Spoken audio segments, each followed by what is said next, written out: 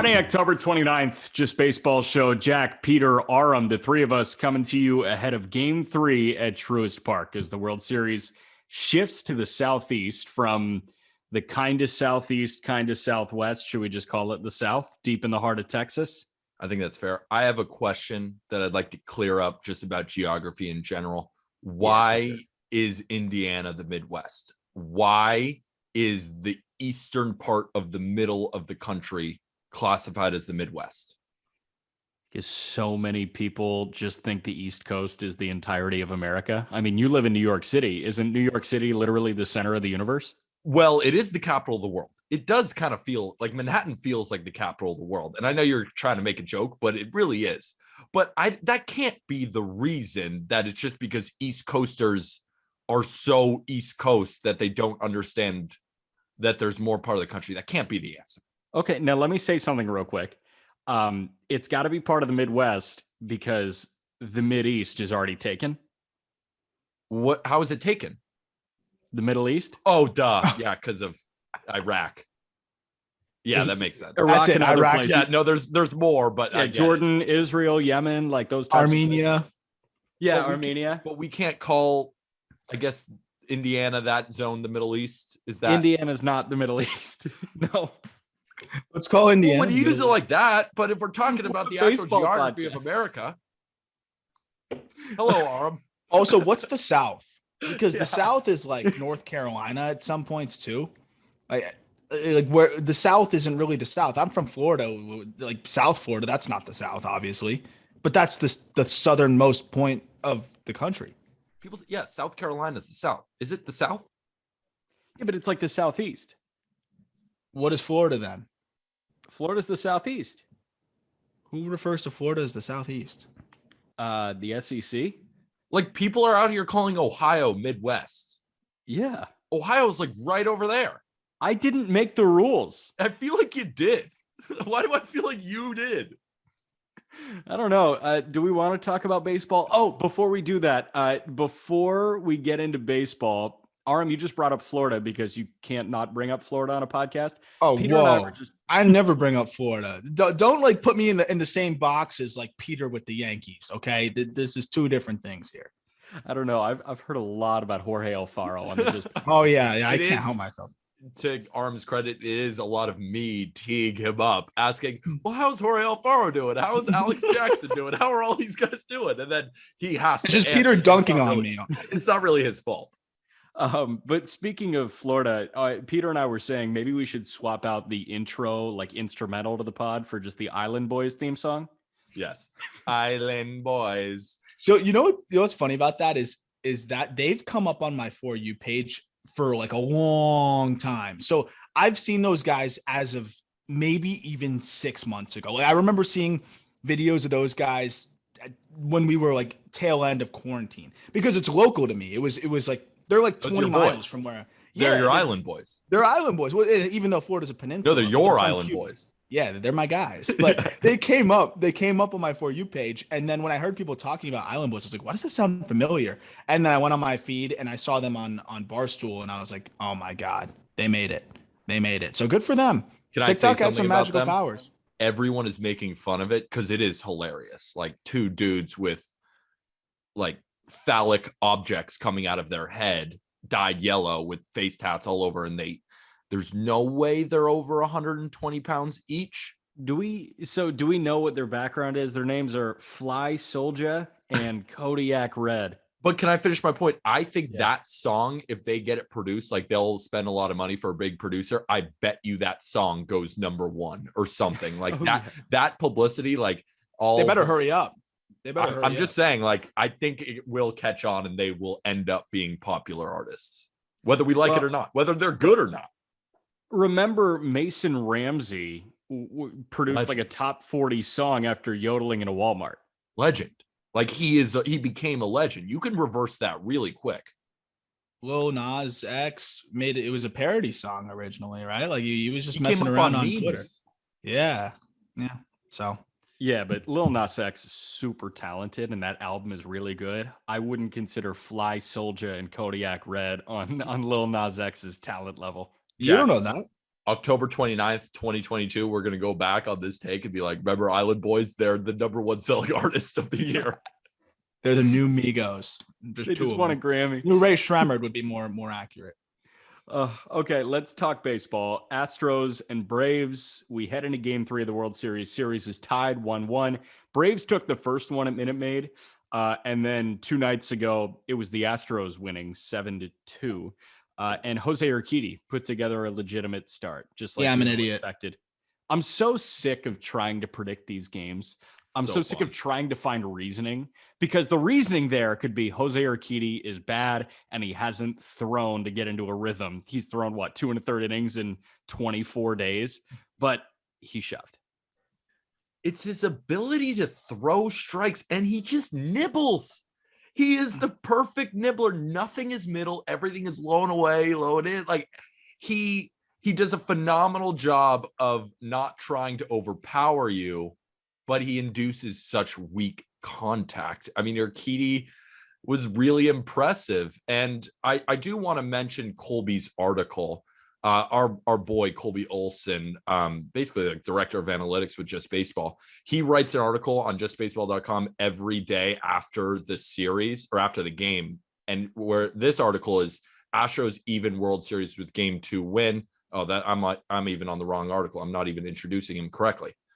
We just have so many articles. We have so many articles, but you can get the recap from our boy Ethan. But Colby does World Series game 2 by the numbers. And we should mention Michael Brantley from his article. He only had a 5.8% barrel rate during the regular season, but he barreled 4 balls in game 1 and he barreled 3 balls in game 2 and is still plus 1,600 to win the MVP of the series if the Astros were to win. It's an interesting, because he's crushing the ball. He's locked in. And he's a guy that just, his bat to ball skills are crazy. He doesn't move. I've never seen someone move so little with their swing. And he doesn't have the most power in the world, but he's a big guy and he'll run into baseballs. But he's an old school hitter. He's throwback. And that's what I love about him. And he's a perfect complement to a lineup full of big time, power guys that it fits in perfectly there. And, to go back to Urquidy, because I feel like I got to talk about him after, saying he was going to get blown up and he was great. Yeah. Off of Peter's point, he nibbles, right? And when he's on, though, he can nibble at those corners. Umpire was giving him a few inches off, and he was exploiting. You know what? But you can't knock Urquidy for that. No, you got to give him credit. He was using it to his favor and just kept pounding out there. He's the type of player that has no margin for error, though. When he's off, if he's not hitting his spots, he's going to get teed off on. But he has good command, and when he's on, like he can nibble at those corners and he can be effective. And he was. I still like another start when he comes out next time. I'm not going to be confident in him doing it again. But he'll have those outings where he hits his spots, and he hit his spots, and you got to give credit where credit's due there. And good for Urquidy. Urquidy was great. Bullpen picked up. Max Fried struggled. He got into a rhythm. He retired, I want to say 11 in a row at one point, maybe 10 in a row. But here's the thing about the Astros lineup, and Michael Brantley is one of the 3 that I want to mention right now. The Astros have 7 guys, 8 if you include Maldonado, that are everyday players. There are not many teams in baseball that have 8 everyday players. But the 3 lefties in the lineup against a left-handed starter, Max Fried, in game 2 of the World Series were Yordan Alvarez, Kyle Tucker, and Michael Brantley. They all have good splits. You can't sit any of those guys in a lefty-lefty matchup because they're so good. They're 3 of the better hitters in baseball. So it doesn't matter if it's a righty or a lefty starting the game. They're going to be in the lineup. And as you saw, Michael Brantley is going to barrel the ball. Kyle Tucker is going to be Kyle Tucker. And then Yordan Alvarez is going to be a Hall of Famer, regardless of who he sees. King Felix in his prime, or Jose Urquidy if he ever finds his way off the Astros. We're gonna speak that into existence. And the hit of the night from Colby, that Travis d'Arnaud home run, 104 miles an hour off the bat, 55 feet in height, only 4 seconds of hang time. He's basically explaining that Giancarlo Stanton would be very proud of Travis d'Arnaud. Travis d'Arnaud's kind of hitting it a little bit. Well, that's a huge one, because we were talking about that, right? Who would you rather have, Maldonado or d'Arnaud? Maldonado did have a big hit there yesterday. under. Remember I said I'm going to take Yeah. under 1/2 base, and you got a single. So now his WRC plus might even be above zero at now. 0. Yeah, but d'Arnaud, we know what he's capable of offensively. If he starts to get going with that bat, now this Braves lineup has a little bit of a jolt and can get a nice little boost there. Jack, you mentioned having to put the lefties in there. What makes the Astros so tough too is that those 3 guys, off the top of my head, I know Kyle Tucker only had a 10-point differential in his OPS versus righties and lefties, which is just spectacular. Yordan Alvarez is another guy with almost no difference in his splits, and same with Brantley. So there, of course, even the power hitting lefties with the duo of Tucker and Alvarez, and then of course just Brantley, all 3 of those guys, they're just such good hitters that lefty doesn't even affect them. And that's part of the reason why the Astros are so damn good. And going back to the pitch of the night, and I want to get into a conversation about bullpens. First, the pitch of the night was Ryan Pressly. He broke off with a 5-run lead in the 8th. I guess that doesn't really matter, against Jock Peterson. 3,387 RPMs on his curveball. That in itself is amazing, but there was 53 inches of vertical drop and 17 inches of horizontal break. And Colby had a really good point that I wanted to touch upon. And I quote, to put in perspective how rare that much spin is, Pressly only threw 5 pitches with that much spin on his curveball all season and threw 2 pitches above that threshold tonight. Only Kyle Crick, Garrett Richards, Seth Lugo, Lucas Sims, and Dustin May threw more pitches with that much spin this season than Pressly. Pretty crazy, the type of spin that he's able to generate there, and the amount of break too. I mean, you talk about, what was it, 56 inches? I mean, that's as tall as one of our writers, Cam Carey. I mean, that is a lot of break. Don't get on the short kings here. No, short king Cam. I owed Cam one. He's given me a couple. I just want him to listen to the podcast now and just angrily listen. Here's the thing. What Pressly did yesterday, spinning off that breaker, is rare. Like, that's what that number tells you. It's really rare to see that. The other thing that jumps out to me is that Dustin May threw more pitches with that spin than Ryan Pressly, and Dustin May tore his UCL in early May, maybe late April. Like, before Just Baseball existed. Yeah, he didn't last long this year, and yet he still was just spinning him off left and right. That guy's a freak. It was funny. Last time Dustin May pitched, we were still project the plate.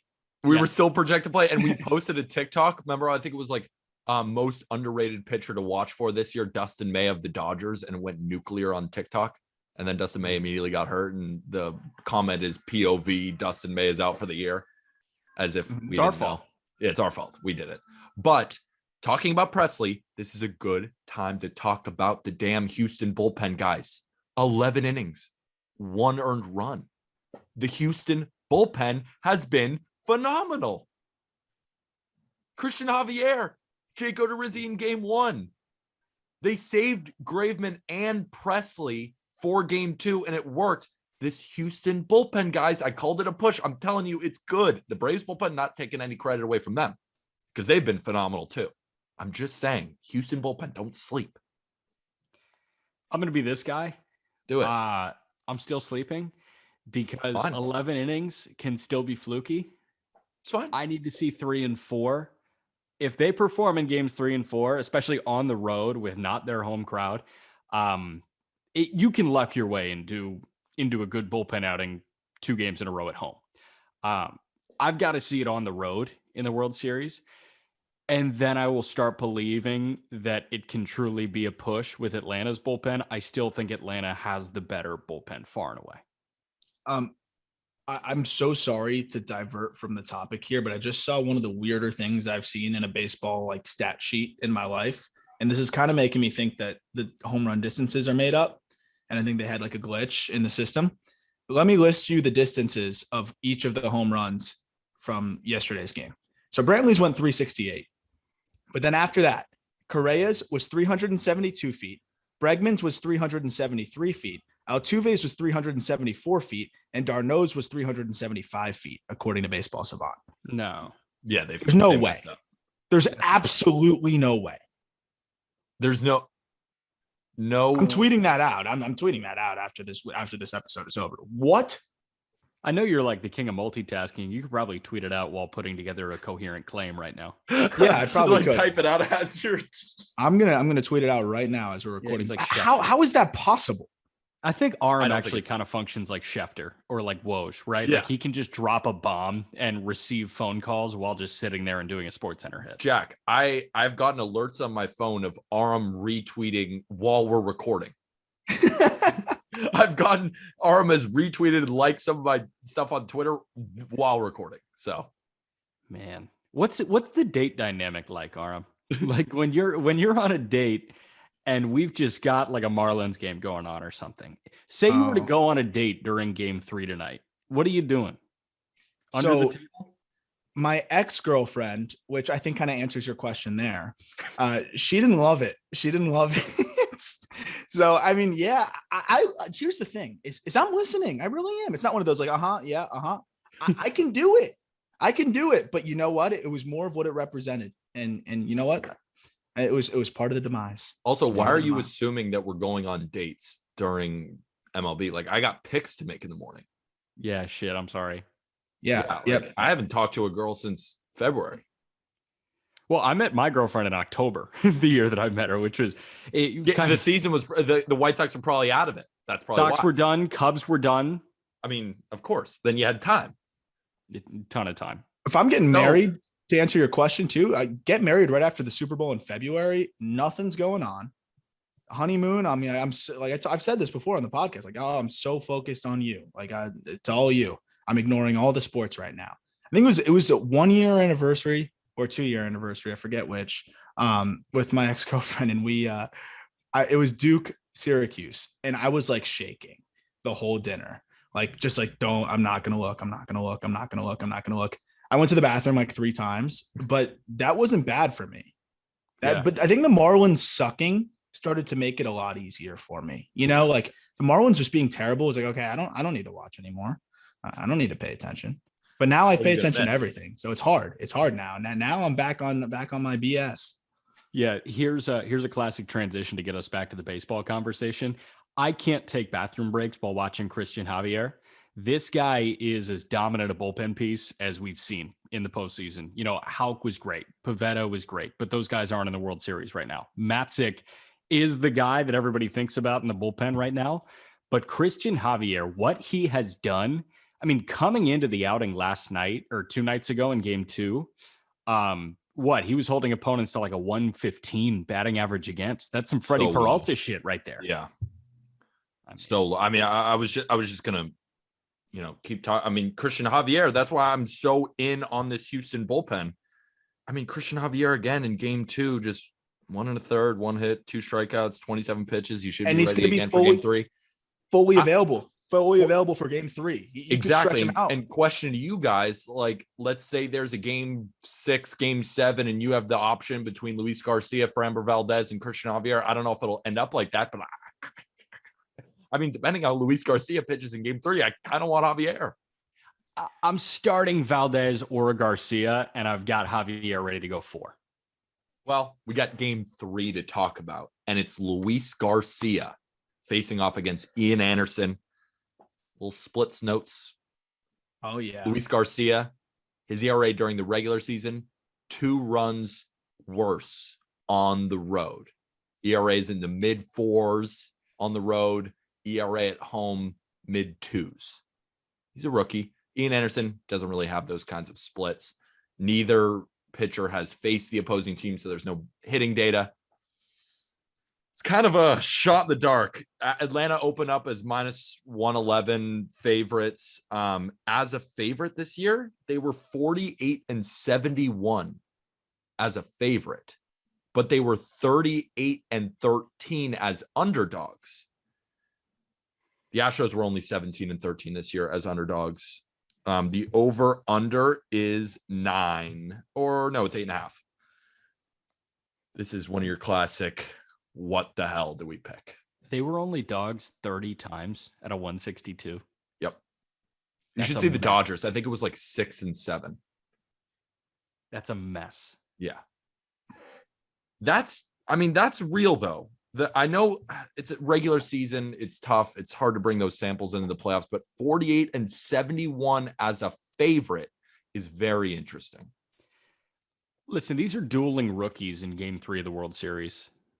Is Ian Anderson a rookie? Like, yeah, he is, but no way. Like, I don't think you can call Ian Anderson a rookie because it has that connotation that he hasn't been there before. Yeah, he literally pitched in the NLCS. I know it was different, but he pitched in the NLCS like twice against the Dodgers. Yes, like I'm like a year away from calling Ian Anderson a vet. Yeah, next year he's a vet. He's gonna have 50 like Randy Rosarena innings. Vet. He's gonna have 50 playoff innings under his belt. He's a rookie at this point. So by the end of this series, Ian Anderson will have been a rookie still, technically, and will have had legitimately how many innings, postseason innings under his belt? Series of 2 different years. Like what? So I'm asking you guys. It's going to Atlanta, 1-1. Luis Garcia. You got Houston at a plus line. Atlanta, small favorite. Over-under is 8.5. We know what Houston does on offense.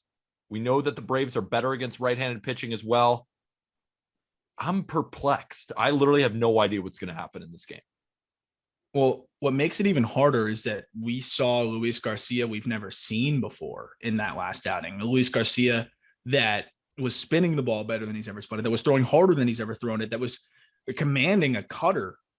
He always had that cutter, but it was otherworldly in that last outing. We mentioned 13 swings, 12 whiffs. If that Luis Garcia is out there again, the under looks great because you got Javier available. You've got a lot of your better bullpen arms available. Then on the Braves side, Ian Anderson's given you nothing but plenty of reason to believe that he can continue to give you quality starts. In their bullpen, they get a day off, a much needed day off. And you know what? Even after last game, it does suck that they got blown out, but at least they didn't have to go to any of their main guys. And now they have the day off. Both bullpens are rested. Both starters are solid. It's kind of hard to justify taking the over in this one. I think this is one of the few unders we're going to see out of these Astros games that we've seen over the last couple of series.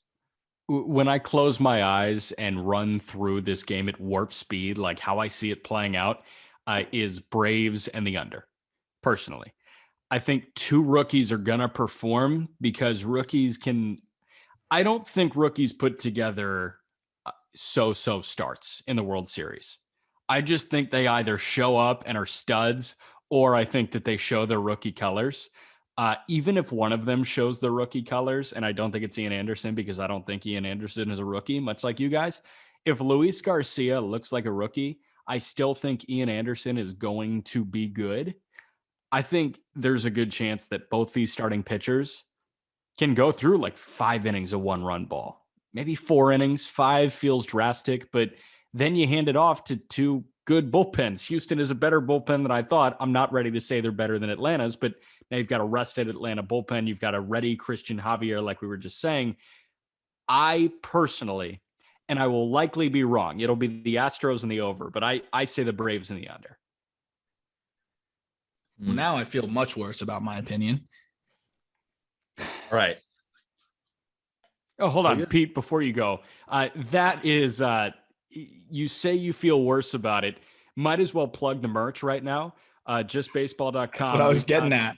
Yeah, we've got a World Series deal going on. Get your Just Baseball shirts and hats using the promo code FADEJACK. One word, all lowercase, FADEJACK. FADEJACK for 50% off at checkout. That does not apply to the Just Baseball shirt with Pillbox Batco, Peter. Well, first, the Pillbox shirt, the Just Baseball postseason shirt, you guys got to check it out on Pillbox.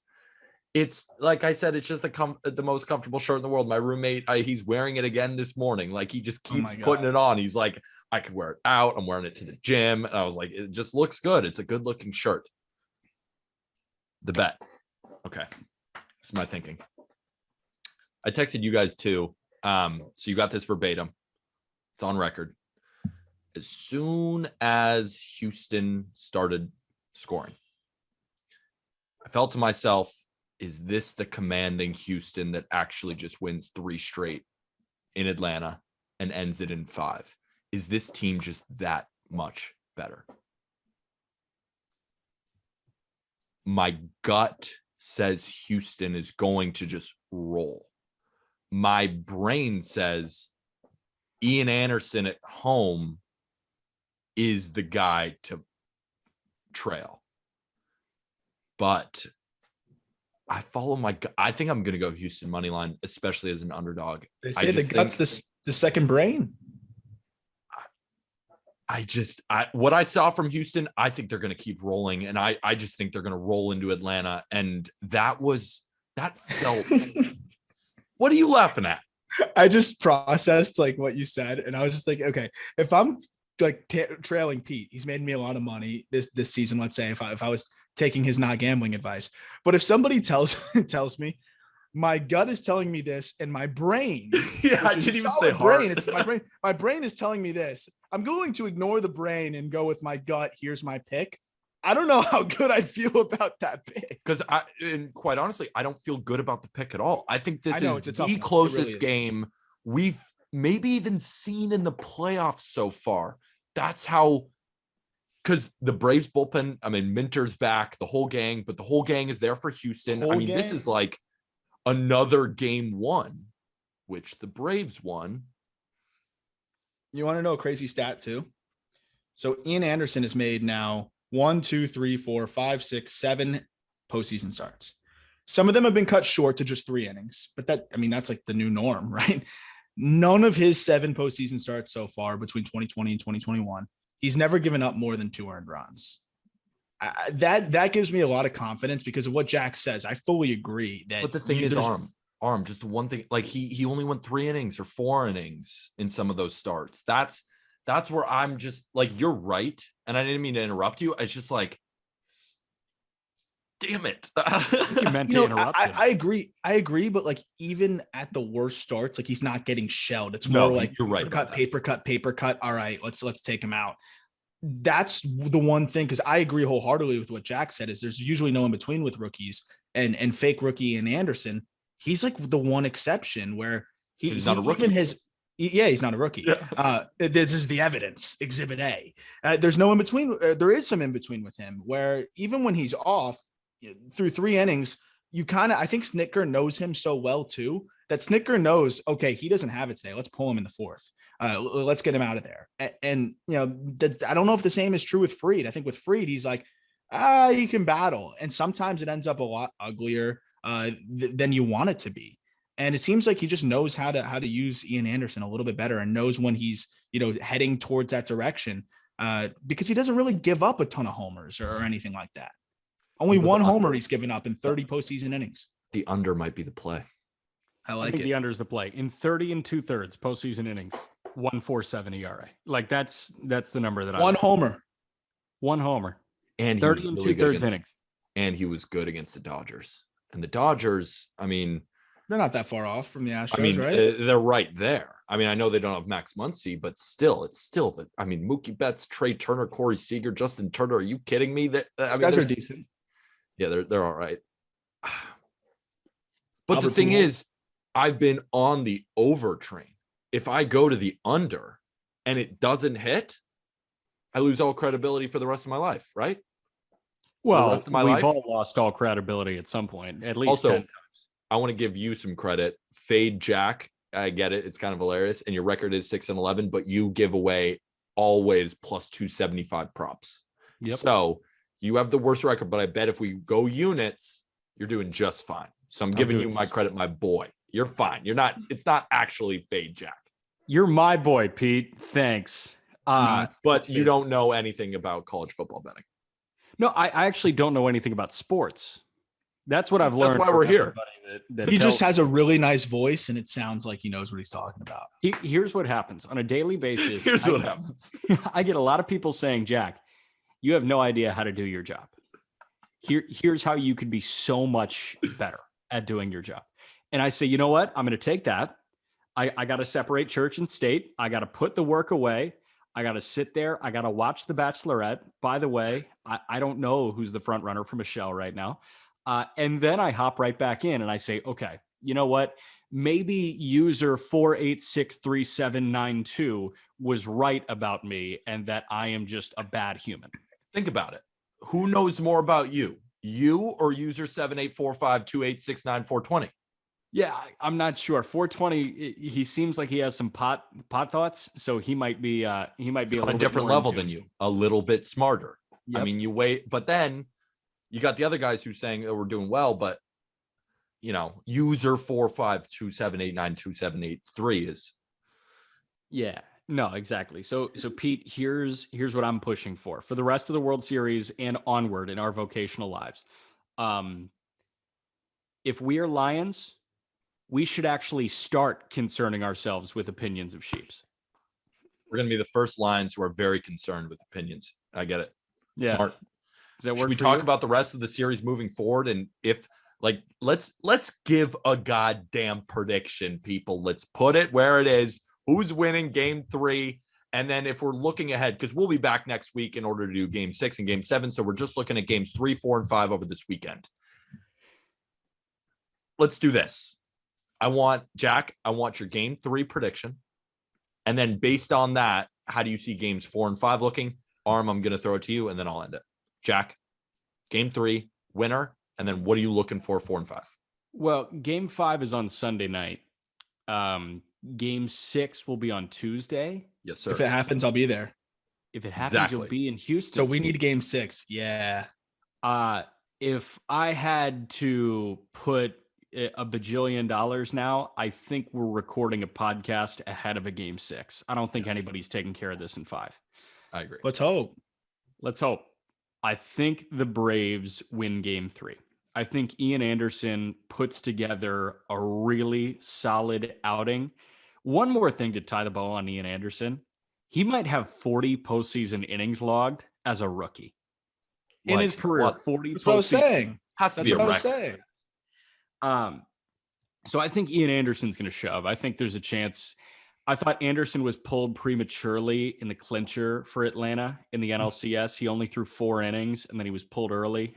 It ended up working with Rosario hitting that bomb a little bit later on in the frame. The pinch hitter kept the inning alive.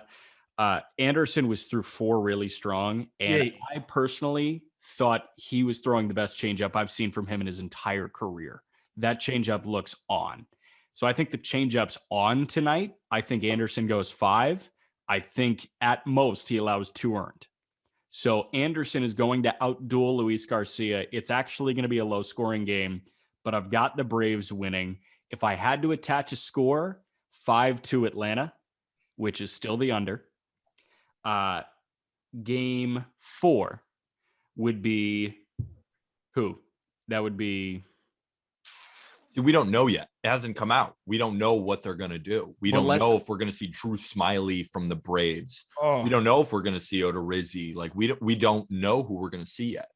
Right. So if it's a battle of bullpen games. But let's say you saw the Braves win game 3. I think naturally, my gut, we know we hate the gut, but my gut's saying Astros game 4, right? Astros game 4. And then so game 5. Atlanta. I'm going to stand by Atlanta winning 2 of 3. Okay. Yeah. I like it. Because we all said that they were going to split in Houston. And then we were all just, who's going to win 2 of 3 in Atlanta? Yeah. I've still got Atlanta in 6. I'm standing by it. Aram. Yeah, I still like Atlanta in 6. I think they're going to get this first one in game 3 and then split 4 or 5. It really depends on how the Astros navigate it. You had them in 7, though, didn't you? Oh, in 7. Yeah. Sorry, 7. Yeah. I heard Jack and repeated it. So I still think. Well, what I think is going to happen is this: they go. I was gonna give my full explanation, which would have explained 7. So it wouldn't have made sense anyway. So thank you for clarifying that. It would have made no sense. So I for whatever reason, I have a mental block when I say what team and how many games. I've noticed that. But anyways, I like the Braves a lot in this next game. And then after that, I think it's going to be a little bit chaotic. I think they split the next 2. And when it goes back to Houston and it's Braves up a game, you got to think Houston's going to take one with their backs against the wall. And that's where I like Houston taking game 6. And honestly, though, here's the concern, and I'm not going to walk it back on it. I'm still going to stick with it. But a big reason why I liked the Braves in 7 was Charlie Morton. And now they don't have their big game 7 guy. I still like Braves in 7, but I will be honest, I don't feel as good about it at all. But I think it's going to go to a game 7 because next game goes to the Braves. Then they split the next 2. And then I just don't see the Astros possibly losing in an elimination game, a season ender, World Series ender at home in game 6. They'll find a way. They'll be all hands on deck. They'll be off a travel day. Javier will go 5 if he has to in that one. That's season on the line kind of shit. I'm loving game 7. And the only way I can go to a World Series game is if they go 6. So I just need somebody to not win 3 straight because I got invited to game 6. So score prediction for game 3. I think it's going to be low scoring. I'm going to say 4-2 Braves. I like it. I think the Astros win. Yes. Astros are going to win game. Astros are going to win game 4. And it's game 3. No, I'm going through so many options in my head, but I have to stick with something. And I'm going with baby steps. Houston Astros will win game 3, 5-3. They will lose the next game. They will lose game 4. Then they will win game 5. It will be 3-2 going to Houston. And they win game 6. And my prediction of Houston Astros in 6 comes true. Interesting. Also, something I wanted to point out. Have you noticed anytime Jack talks about a changeup, he physically throws it? He always not with a curveball. Changeup looks good. It's changeup looks great. It's always he breaks it off for us. Changeup looks good. He gives you the nice circle change. Jack McMullen, Chicago, high school, nasty changeup. Oh yeah, right. Nasty change. I saw him throw. For the Syracuse Club baseball team. Dude, I'm telling you, there was a direct slide downwards. Freshman year of college was my best year production-wise for Syracuse Club baseball, and then it was just a slick drop downhill. I tore my labrum in game 1, bro.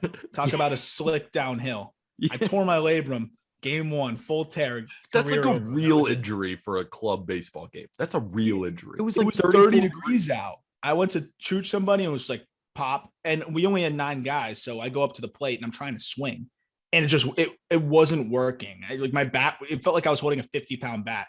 I think I struck out 4 times. So I'm like 0 for 4 with 4 Ks. We had another car of like 3 kids coming later that day. They were just going to miss game 1. So I was the pitcher on the mound for that one. We were in State College, Pennsylvania, 34 degrees. We were playing Penn State. And Penn State wasn't good either, but we weren't good, and we were all just viciously hungover, which was our big problem.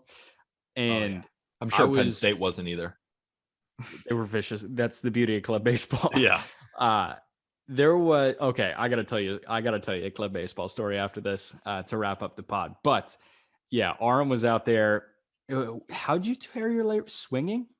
No, throw. I went to make a throw from left field, and it just popped. It was always partially torn, and then it was cold out. I'd never played in the cold before, being, from the Southeast. And from the Southeast, from the island. And I literally never played I never played below 60-degree weather. So my muscles obviously weren't accustomed to it. And pop. So I was out there with no ability to throw. If they hit me a ball, I legitimately would have had to either underhand it or switch hands and throw lefty. Like, that's how bad it was. But anyway, continue, Jack. No, so Aram was out and left. I was pitching. And there was like a stretch in the 2nd and 3rd inning where I just couldn't throw a strike, but we had no other arms there because all our other arms were like driving. So I don't think anybody had a pitch count going, but I bet I threw 130 pitches. And that was the last time I pitched for Syracuse Club baseball. That's just It was a mess. Now I got to tell you a story because that was my sophomore year of college. That was Aram's first year because he didn't play freshman year. My freshman year, I saw a senior, and I'm totally blanking on the name, but senior, initially went to a Division I school to play. He didn't get playing time. He transferred to Syracuse, quit baseball, but still wanted to dabble in it, played club baseball. violently hungover for a road game at like SUNY Brockport, I want to say. Just aggressively hungover. You can just see it in his eyes. He just didn't want to be awake. This dude pops an Adderall, gets a 5-hour energy down, and throws in the biggest lip I've ever seen. And he says, "Let's go, boys." And he runs out to right field. I was like, wow, this is not high school baseball anymore. No, I'm totally out of the competitive sphere. say 86 Mets, baby. Like 3 different substances to get your mind right for an outfield position in club baseball against SUNY Brockport. Are you kidding me? I was just like, you were netting so negative that you needed to do 3 things to get your body and your mind back to square one. That's the thing. It's so many different substances just to get you back to even. Just to level everything out back to just If I did being that, able to open your eyes and feel sober for a second. if I did that, I think I'd just go into cardiac arrest. Yeah. The 5-hour energy with that? Oh my God. No shot. Well, if you want to watch this podcast on YouTube, at Just Baseball Media, also give us a follow on TikTok and Instagram at Just Baseball Fans. On Twitter, we are at Just BB Media. That's Jack_McMullen11. That's Aram Layton 8, and I am at Peter Apple 23. Catch us on Twitch. This podcast is dropping Friday. I am streaming today and giving out free merch. So hop on Twitch at around 1:32 p.m. Eastern. We also got the Discord, and we have all of our merch. Use code FADEJACK. Head to our Instagram. Head to Just Baseball. You can look up Just Baseball Shopify. It'll take you there as well. That's Aram. That's Jack. Anything else? If you truly want to abide by the promo code, Astros money line and the over tonight, game 3. We also forgot to talk about the bullpen and that whole thing with PETA and how we can't call it the bullpen anymore. So I'll save that one for next time because I have some fun thoughts on that. Hey, my last thought, I think the arm barn is awesome. Yeah. The arm barn. I thought of Armageddon. I thought that was great. Yeah. The Armageddon. Their Armageddon's a bit thin. It is. Yeah. But that's the podcast. Thank you, everybody.